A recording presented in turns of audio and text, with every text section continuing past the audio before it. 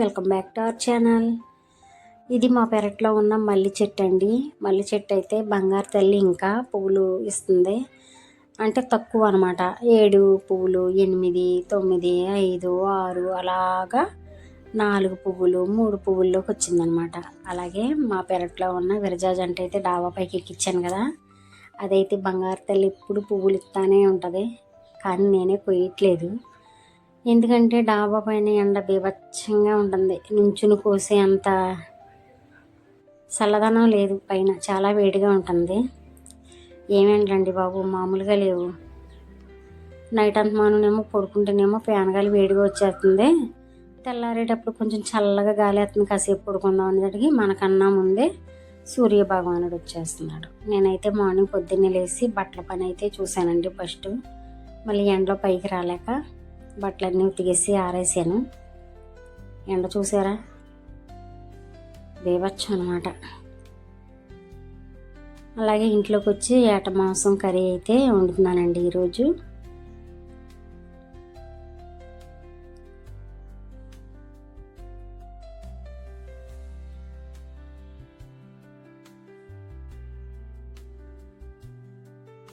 ఈ మాంసం అనేది నేను బాక్స్లోకి వేసుకుంటాను. ఇప్పుడు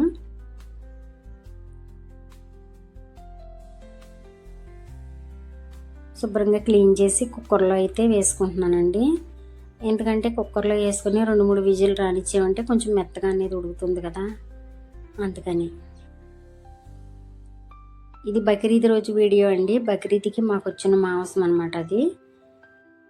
బక్రీద్ రోజున పెట్టాల్సింది, ఎండలకే గట్టా తట్టుకోలేక ఇంకా ఏదో వీడియో అప్లోడ్ చేస్తున్నాం కదా. అందులోకి మా అత్తయ్య గారికి కొంచెం పేడ నీరసంగా ఉంటుంది కదా, వీడియో అయితే సరిగ్గా పెట్టలేకపోతున్నాను. అందుకని అప్పుడు వీడియో ఇప్పుడు కలిపాను అనమాట. అలాగే మాంసం అయితే ఉడికిపోయిందండి. ఇప్పుడు గిన్నె పొయ్యి మీద పెట్టుకున్నాను, గిన్నెలో ఆయిల్ పోసాను.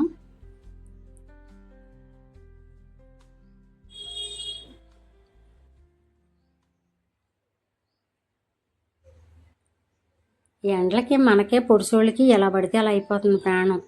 నిజంగా ఏడుపుటే తక్కువ. ఒక్కోసారి ఎండలు తట్టుకోలేక ఏడుపు వచ్చేస్తుంది. ఇంకా ముసలోళ్ళు ఎలా ఉంటారు చెప్పండి, ముసలోళ్ళు ఏం తట్టుకుంటారు పాపం. చిన్నపిల్లలు ముసలోళ్ళు ఎండలకే మామూలుగా లేరు. పొడిసోళ్ళే వయసులో ఉన్న వాళ్ళే ఎండలకి వడదెబ్బ తగిలి గట్ట చనిపోతున్నారు ఎక్కడికక్కడ. జూన్ నెల వచ్చినా కానీ ఎండలే కాస్తున్నాయి, వర్షాలు అస్సలు పడట్లేదు, చల్లదనమే లేదు. నైట్ మాకైతే ఫుల్గా మొబ్బట్టేస్తుంది వారం రోజుల నుంచి. అబ్బా ఎలా అయినా వాన వస్తుందేమో అని హాయిగా చల్లగాలికి అలా కూర్చుంటే తేలిపోతుంది, ఒక్క చినుకు కూడా పడట్లేదు. ఏదో ఎప్పుడో వర్షాకాలం వచ్చిన కొత్తలో ఒక జడి పడింది. ఎలా పడిందంటే నైటు దబడదబడం అంట, ఓ ఉరుములు మెరుపులు, గాలి దుమ్ము, బీభత్సమైన గాలి దుమ్ము, ఉన్న దళ్ళన్నీ పడదొబ్బింది వచ్చి వాన. ఆ తర్వాత ఇంకా చూడండి, ఇంట్లో వేడి, డాబా పైన వేడంతా ఇంట్లోకి దిగిపోయి ఏలంత మాను వేడిగానే ఉంది, చల్లదనం లేదు. అప్పటి నుంచి ఇప్పుడు ఒక్క సినుకు పడలా. ఇప్పుడు ఈ ఉల్లిపాయ ముక్కలు అయితే మొదటి ఉల్లిపాయ ముక్కలు వేసుకున్నాను కదా, అప్పుడు తగినంత సాల్ట్, కొంచెం పసుపు, కొంచెం మసాలా వేసుకున్నాను, మగ్గబెట్టాను. అలాగే ఒకసారి మూత పెట్టుకున్నాను. నేను కుక్కర్లో వేసి ఉడకబెట్టిన వేట మాంసం అయితే ఉడికిపోయిందండి. వేరే గిన్నెలోకి తీసుకున్నాను.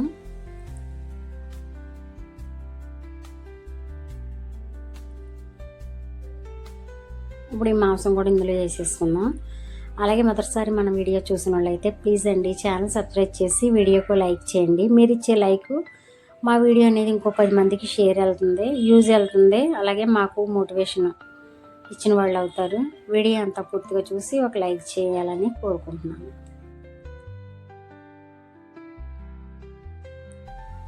మా అత్తయ్య గారికి అయితే ఈ ఎండలకి అసలు తట్టుకోలేక, ఆవిడ పెద్ద వయసు అయిపోయిందిలేండి, బాగానే తట్టుకోలేక చాలా నీరసంగా ఉంటున్నారు మా అత్తయ్య గారు.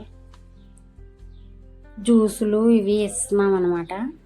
పర్వాలేదు కానీ ఎండల కోసం తట్టుకోలేక. ఇది బక్రీద్ రోజున పెట్టాల్సిన వీడియో అండి. అప్పటి నుంచి అలాగే పెట్టకుండా ఉన్నాను. తగినంత కారం వేసుకున్నాను. ఎప్పుడో ఈ కూర ఎప్పుడో వండాల్సింది, ఎప్పుడో తీసాను పెట్టాల్సింది ఇప్పుడు పెట్టిన దాడిచ్చిన కారమే. పాతకారం అనమాట. అలాగే మిక్సీ పట్టుకున్న మసాలా కూడా వేసేసుకున్నాను. ఏటమాసం కూరలోకి కొంచెం మసాలా అనేది ఎక్కువే పడుతుంది. అలాగే మిక్సీ గిన్నె కడిగి కొంచెం వాటర్ కూడా అందులోనే పోసేసాను. ఇంకా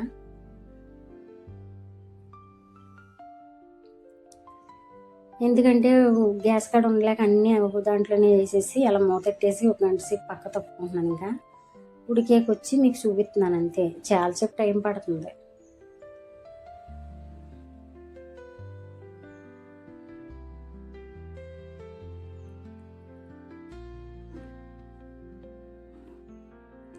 ఇప్పుడైతే నేను వాడేది కొత్త కారమే, కాకపోతే ఇది పాత వేడి ఉన్నలో పాత కారం వేసాను అనమాట.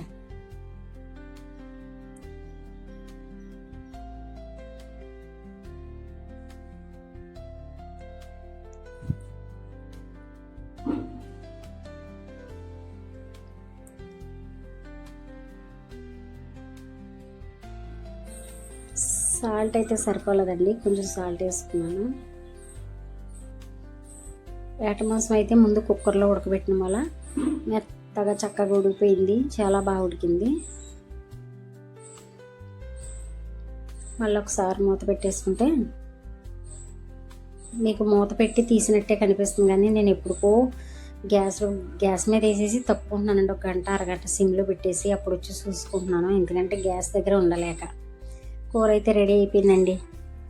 మా వీడియో మీకు నచ్చినట్టయితే వీడియోకు లైక్ చేయాలని కోరుకుంటున్నానండి.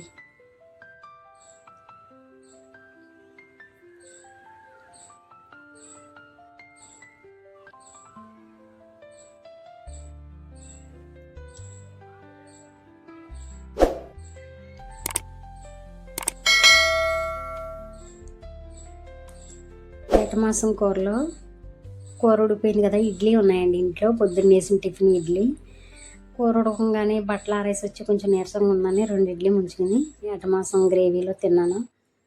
చాలా బాగుంది. అలాగే ముహూర్తం చూసి తీర్థం వెళ్ళినట్టు మా పరిస్థితి ఎలా ఉందంటే, ఈ ఎండలకి ఫ్రిడ్జ్ పోయిందండి. ఫ్రిడ్జ్ పోతే ఆ ఫ్రిడ్జ్ బాగు చేస్తాకైతే మెకానిక్ వచ్చారు. ఏదో అంటారు చూసారా, సుడోడు పెళ్ళికి వడగల వానని మా పరిస్థితి అలా ఉంది. ఈ ఎండలకేమో చల్లని నీళ్ళు తాగకపోతే ఉండలేము. ఇప్పుడు కంప్లైంట్ పెట్టింది ఫ్రిడ్జ్.